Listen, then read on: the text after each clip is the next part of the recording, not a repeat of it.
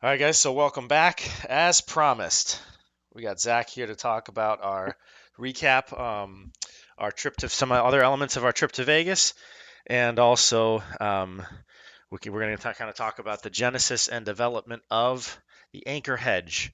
Anyway, so without further ado, welcome, Zach. Thanks for joining me. Hey, it's good to be here. Thanks, Jeremiah.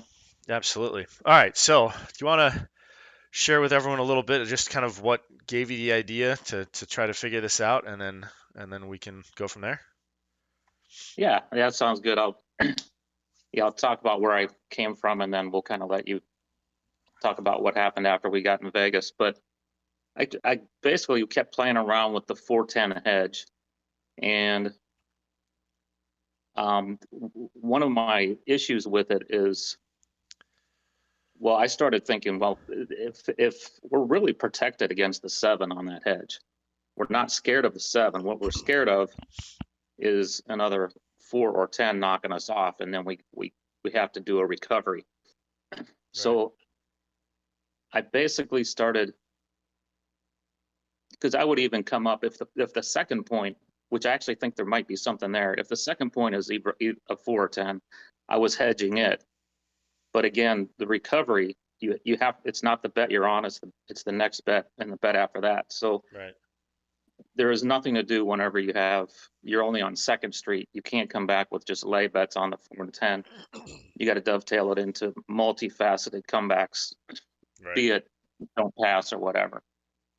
So I started waiting, still count the 4s and 10s. I waited till Third Street, and then on Third Street I would jump up on put up a don't pass to cover my 5 through 9, my inside bets, and then turn it off after 3 rolls, just like I was. Wait till Fourth Street. Okay, so A you would lot of have times I would. table min. We're gonna create this field. I'm just gonna kind of act it out as you're talking, just to like make it visually Sure. easier for people to follow. We're gonna call this field bet, which I never ever play. We're just gonna call that the don't pass because we don't want to have it all the way over on the side here. So you do the do we don't, and then you come up with the don't pass odds down here, depending on what the point is, or how do Yes, you? I would either do the Dewey don't, or I would just count 4s and 10s, stay off the Dewey don't. Okay. And once we got to Third Street, I would just lay. Let's just pretend it's the 10. Okay. Third Street on the 10. I Got it. would lay enough to cover my inside bet. So if I was running 66 inside, I'd usually put up $100. Um, Okay. So we're running 66 hundred inside. dollar lay bet. There you go. I think this is good here. Okay, so 66 inside, $100 lay after Third Street here. Okay. Right. And I would be up for 3, or you can do the typical. You could scale it down if you want, or however. But I would always just keep it active for 3 rolls Okay. and then turn it right back off. Okay, so then you'd come down after three rolls, hit or miss. You'd come back down off Mm-hmm. the lay and turn everything off, right? Exactly. So now what happens if your 10 is nuked? Because so now just taking a step back for a second, we know from watching like kind of the DGE method, we know that going on Third Street is a little bit more aggressive version, right? Which is That's fine, right. but we just have to recognize that. So what happens if you get hit on the and now you've got four tens rolled? So I played around with that, different things. Um, I was coming right back with another $100. I wouldn't press. I wouldn't go after it with a $200 lay. Okay. I would just leave it alone. Hope to get enough hits, and a lot of times I would come back with a don't pass, and just and again take, instead of chasing it with the lay 10 strategy, which we know could fail because we're early Right. on the progressions. I would come back with a DP and try to maybe take chunks out of that loss. Um, Hopefully, you get a couple of hits to where you recover. But as I kept doing it, I just kept thinking, you know what? I'm not chasing after that $100. Right. If I lose it, I lose it, and that was one of the problems with it, right? Yeah. Because, but the nice thing is, you're at Third Street. you do get nuked on it, you're at 4th Street. So that is where you can go right into the lay 10. You can put $50 up and just start your progressions. Got it. So So then you would you're turn these going to get bets a piece off of it back. and you flip back to your normal lay 10 progression. Now, That's there correct. are Yeah. several different DGE officially sanctioned progressions for the lay 10, right? Um, Yeah. which one do you use? What's the progression you like to use on the 10 and the 4? So I'll do 50, 150, 500. I'll go that route. All right, so you go 50, 150, and then 5. And then what's your next bet 500. after Yeah. the 5? That's 1,000 or Um, that's 3,000? that's 1500. 1,500. Okay. Yeah. Basically 3 times your last bet. Got it. Okay. Okay. Interesting. Okay. Cool. So I think so I really love when you were showing me this in Vegas. I really loved the concept and almost everything and kind of the way you set it up. And then I think we were talking when we were there, and since then I've kind of tweaked it or kind of been thinking through it a little bit here as well. So my progression, just to kind of frame the different perspectives that we're coming from for everybody. So I always play on my lay. My first one is always the 50. I always come back up with 300 because I'll get to the second. I'll have that first one hits fairly often, and then I'll get to fifth. So I always wait for 4, right? So I always go on 4th Street Yes, instead of I do 3rd, too. But right? yeah, And then I start with 50, 300, and then it goes 1,000, and then 3,000, right? So it's pretty. I think this is one of the more aggressive progressions that Charlie has. I don't know if that's fully 3,000, but it gets the idea across, right? So, but anyway, so that's the progression that I use. And what's interesting, and as I was watching and thinking through your strategy, which I think is marvelous, because what happens is, as you were just explaining, right? So and I even feel comfortable now moving on 3rd Street with your strategy, and I'll show you kind of where my head is at now. Then I want to hear your thoughts. But so if I'm working, I only have okay, so 66.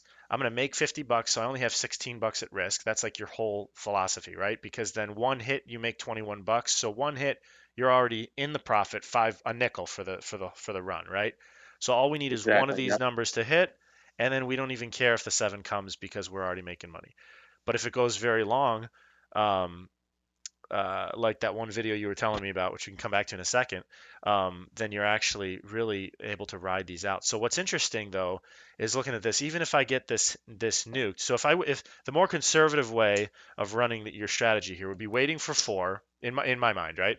Waiting for 4th Street, and then instead of the 50 300 progression, right, and then so on and so forth up to 1,000 and so on.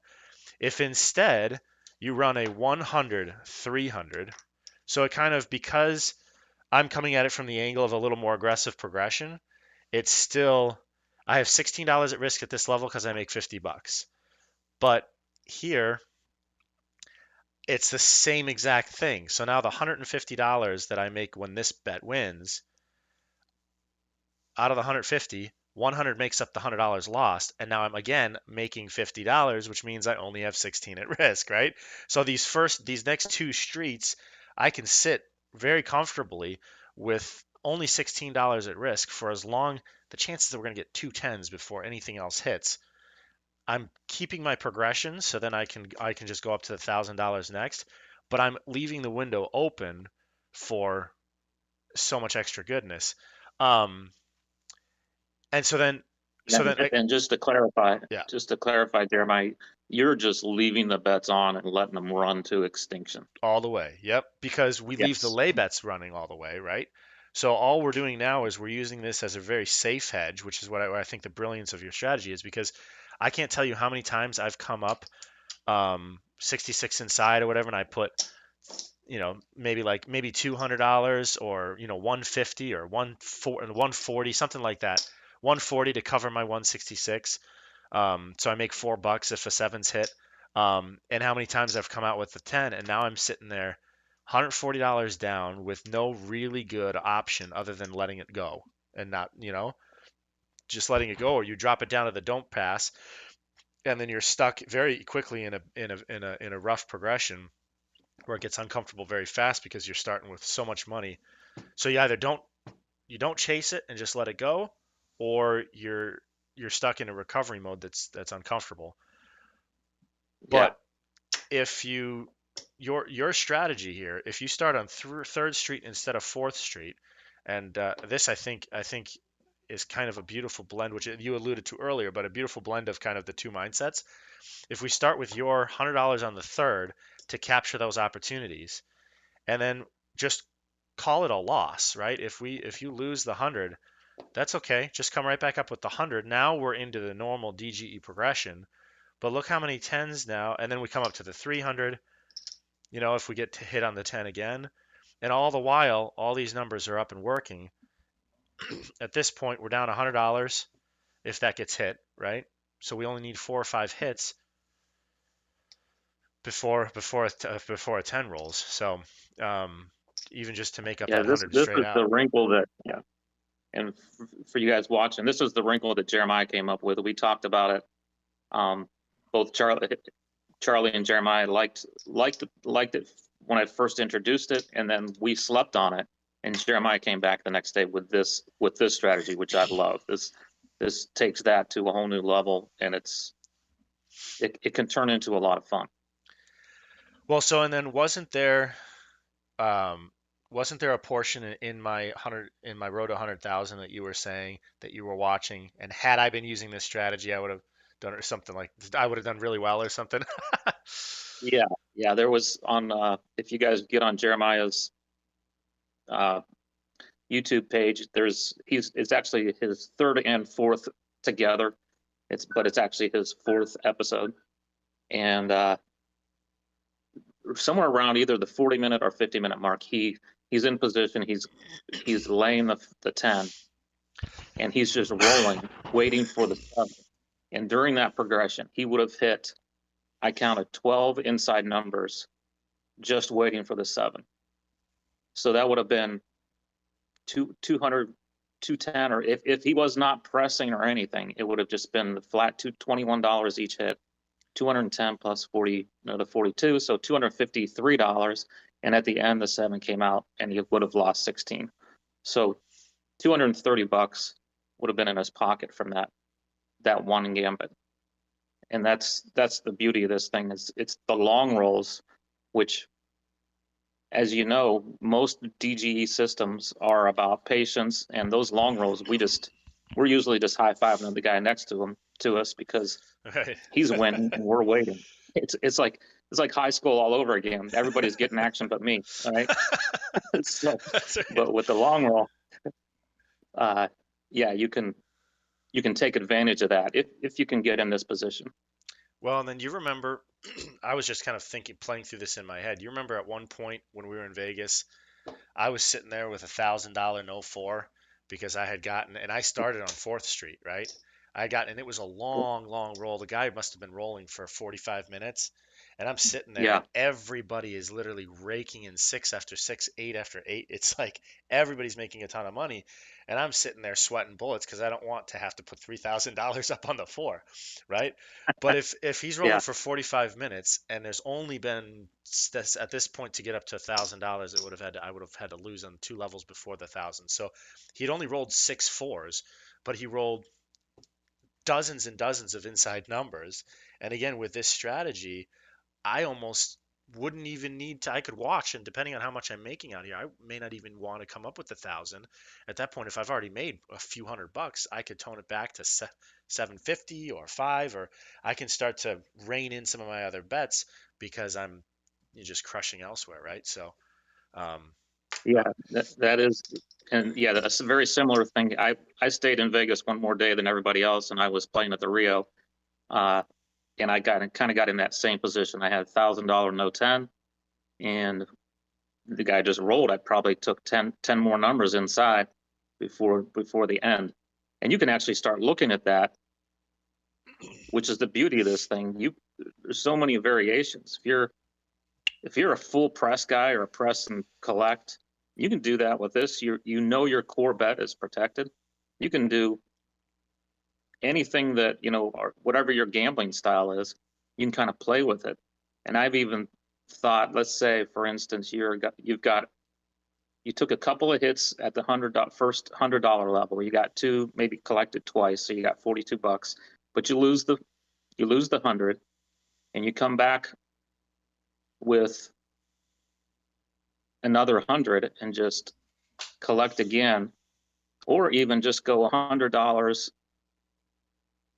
lay 10, and just roll back into the lay strategy if you're not comfortable with increasing your bets, and you're still going to come out even or maybe slightly ahead. So you can tweak this kind of to whatever you're comfortable with, which is the beauty of it. Well, and then also whatever you feel the table is doing, right?